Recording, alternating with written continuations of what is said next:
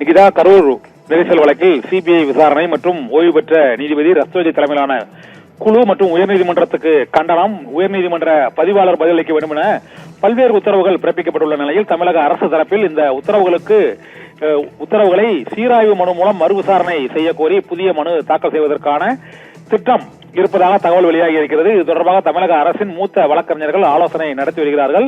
இதற்கு முன்னோட்டமாக போலியான புகார்கள் தொடர்பாக உடனடியாக விசாரிக்க வேண்டும் என்று தமிழக அரசு தரப்பில் இன்று முறையீடு செய்யப்பட்டது.